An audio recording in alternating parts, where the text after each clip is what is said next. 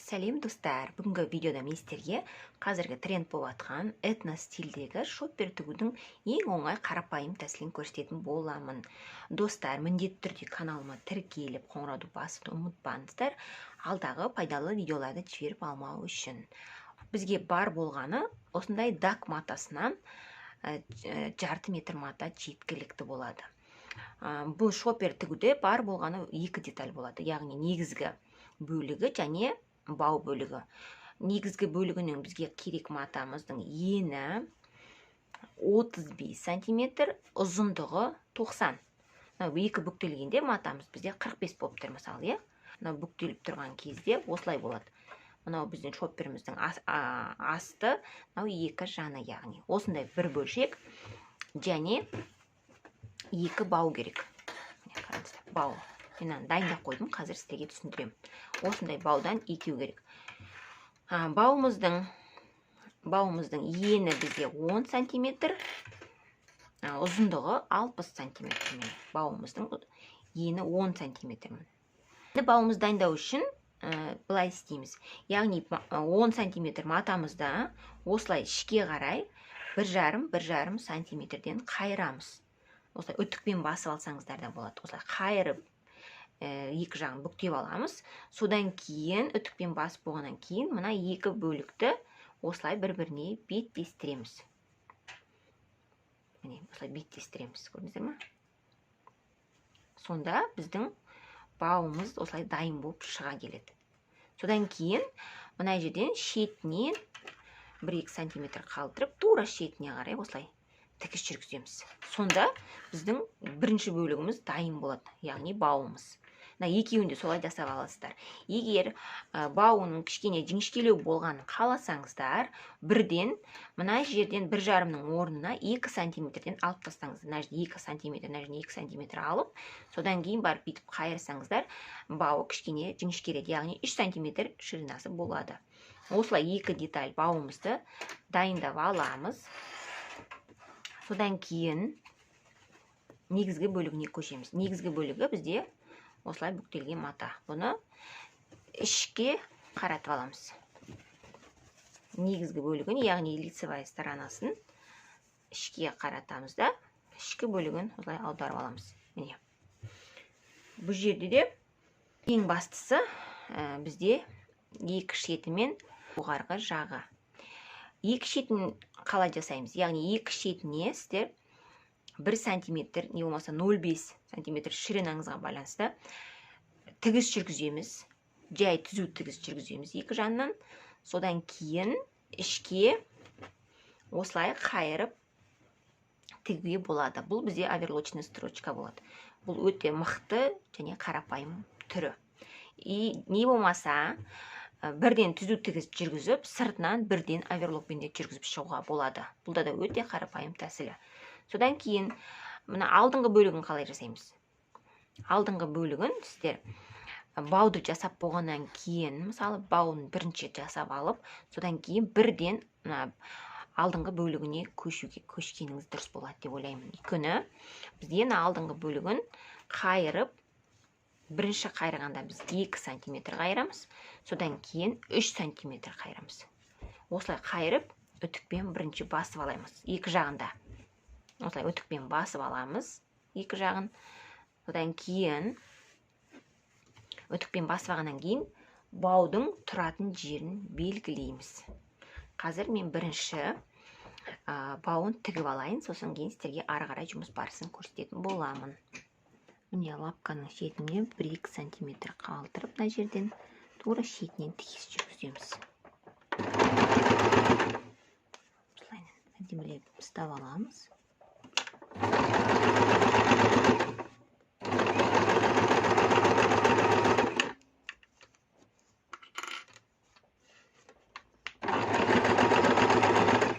Матамызды бірінші үтіктеп алсақ, тігісіміз өте әдемі шығады. Міне, қараңыздар. Шетінде осындай әдемі болып шығады. Осылай екі бауымызды да айналдыра тігіп аламыз. Достар, міне шопперіміздің бауы дайын болды. Міне екеуін де әдемілеп тігіп алдық. Енді шоперіміздің жан тігісін тікпес бұрын бірінші бау тұратын жерін орналастырып алайық. Ол үшін жаңағы шоперіміздің алдыңғы бөлігінен, яғни міне былайынан тұрады ғой бұл. Міне былайынан тұрған мата, мынау астыңғы бөлігі. Бұл жер осындай тұтас, мен бүктелген жері бұл жер. Мынау алдыңғы бөлігі, бұл жерде бізде бау тұрады. Мынау екі жаны. Енді осы бау тұратын жерді осылай екі бүктеп үтіктеп аласыздар. Яғни бірінші 2 сантиметр, одан кейін 3 сантиметр. Осылай бүктеп үтіктеп аламыз екі жағында. Осылай бүктеп үтіктеп алсаңыздар, осылай ыңғайлы болады. Тіккенге де кейін бауын орналастырғанға да. Мен бірден бауын тігіп алайық деп тұрғаным, өйткені жан тігісі қазір тігілген кезде сонда әдемі болып орналасады. Бауы бірінші тігіліп кеткеннен кейін жан тігісін осылайынан тіге береміз, алаңдамай. Ал бірінші егер жан тігіп алсақ, одан кейін бауын тіккенде әдемі болмай қалады. Сол үшін бірінші мен сіздерге жаңағы бау тұратын жерін түсіндіріп өтейін. Матаның тура ортасынан бөлесіздер. Осылай белгі салып, менде өшіріліп қалатын ручка болғандықтан осылай жазып белгі салып қойдым. Тура ортасынан белгілеп аласыздар да. Екі жаққа 6,5 сантиметрден береміз де, осылай белгі салып аламыз. Сонда мына бізде ортада тұрған бөлік, яғни 13 сантиметр. Мына жер 13 сантиметр. Міне осы екі шеті. Осы жерге енді бауды орналастырамыз. Міне бауымызды аламыз, жаңағы белгі салып алған жерімізге былай ашасыздар. Міне сол жерге бауымызды осылай қоямыз. Көрдіңіздер ме? Ішіне кіргізесіздер, осылай кіргіземіз. Одан кейін бауды былай алдыға қарай қайттан қайырамыз. Міне. Сонда бауымыз осылай болып тұра қалады.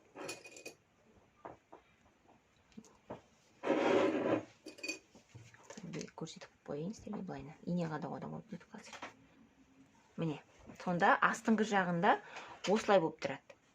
Бау ішінде қалады. Одан кейін тігілген кезде міне осылай әдемі болып шығады. Міне екінші жағында тура осылай істейміз. Бірінші мынаның ішіне кіргіземіз бауды. Содан кейін барып, кіргізгеннен кейін, міне ішіне бүктелген жерге кіргіздік қой, осылай кіргізіп аламыз. Содан кейін мына бауды жоғары қарай бүктейміз қайттан. Сонда міне осылай болып тұрады. Осылай мына жерге ине қадап аламыз. Осылай бірінші қыстырып аламыз. Енді мына тұтқаларымызды, бауымызды, яғни шопердің қалай тігетін боламыз. Мен сіздерге өзім тәсілім көрсетейін. Мысалы, осылай айналдыра 4 бұрыш қып тігіп шығам. Кейбір адамдар былайынан тігеді, былайынан X-образный. Осылай да болады. Міне, мысалы, мынаны былайынан тіккен кезде іш жағында осылай болып тұрады. Бұл өте мықты, және іште осылай болып қалады, міне, әдемі тігісімен. Көрдіңіздер ме? Міне, осылай тігуге де болады. Және X-образный қылдырып та тігуге болады. Мен мысалы осылай тігем, қазір соны сіздерге көрсетейін. Ине қадап аламыз. Бау тұрған жерден бастаймын мен. Тігісіміздің басынан бастаймыз. Міне осылай лапканың бойымен қойып алам. Содан кейін әдеттегідей түзу тігіспен жүргізіп шығамын. Шетіне қарай келген кезде осылай түсіремін. Инені сосын кейін осылай айналдырамын. Айналдырып, бері қарай түзу тігісімді жүргіземін. Мына жерде қолмен ұстап отырамыз. Шетіне қарай келгенде өз белгілі болады. Сол кезде лапканы көтеріп, матамызды осылай айналдырып отырамыз. Айналдырып, астын бәрін ұстап отырасыздар. Өйткені астындағы мата шығып кетпеу керек. Бүктеліп тұрған жер, көрдіңіздер ме? Оның бәрін тексереміз. Сосын кейін түсіріп, ары қарай тігуді жалғастырамыз. Шетіне қарай келген кезде көтереміз де матамызды. Міне, қайттан түсіреміз. Ұстап отырып, асықпай. Мына жерде закрепка береміз. Міне қараңыздар қандай әдемі болып шықты. Осылай тіксеңіздер де болады. Сонымен біздің бауымыз тігіліп болды. Міне достар, мен екі бауын барлығын тігіп болдым. Енді шоперімді оң бетіне беттестіріп, мына жан тігістерінің барлығын осылай бір-біріне келтіріп, тура барлығын бірдей қылдыртып, екі жанын осылай қыстырып алам. Қазір бірінші жай тігіспен, түзу тігіспен 1 сантиметр екі жанын жүргізіп шығам. Содан кейін барып 1 сантиметр ішке қайырып, яғни мына тігісті қазір түзу тігіс жүргізіп болғаннан кейін сол жерден 1 сантиметр ішке осылай қайырып, оверлочный тігіс жүргізіп шығам. Мен жаңа алдында айтып өткендей, сіздер жай ғана оверлокпен жүргізіп алсаңыздар да болады. Міне мына жерде шоперіміздің жан тігісін барлығын бір-біріне беттестіріп алдым. Енді лапканың бойымен кішкене алдыға қарай алып, 1 сантиметр осылай тігіс жүргізіп шығам. Түзу тігіс жүргізем. Одан кейін барып, оверлочный тігіс жүргізем. Осылай түзу ұстап отырып жүргіземіз. Сызып алсаңыздар да болады. Тағы бір айта кететін жай, егер сіздер мына шопердің астыңғы бөлігі бұрышы шығып тұрғанын қаламасаңыз, онда мына шет жағынан ішке қарай 1 сантиметр ішке қарай алып, мына жерден жақында қалған кезде былай қарай ішке қарай тік кетсеңіздер, онда ішіне зат салған кезде шопердің екі жанындағы бұрышы, мына бұрыш былай шығып тұрмайды. Әдемі болып осылай плавно тұратын болады. Солай істесеңіздер болады. Міне достар, мен тігіп алдым. Енді мына шеттерін 1 сантиметр ішке қайырып, осылай қадап жатырмын, түйреп жатырмын. Яғни қазір тағы да бір тігіс жүргіземін.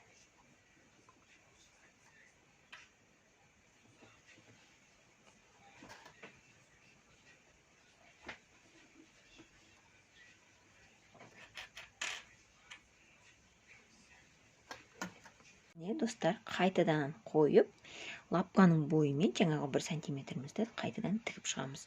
Сонымен біздің керемет әдемі шоперіміз дайын болады. Достар, міне біздің әдемі шоперіміз дайын болды. Қараңыздар, қандай әдемі. Бүкіл жері аккуратный, іші бәрі күшті. Міне қараңыздар. Барлық жері өте аккуратный, әдемі тігілген. Міндетті түрде өздеріңізге тігіп алыңыздар. Не болмаса тапсырыс берсеңіздер болады.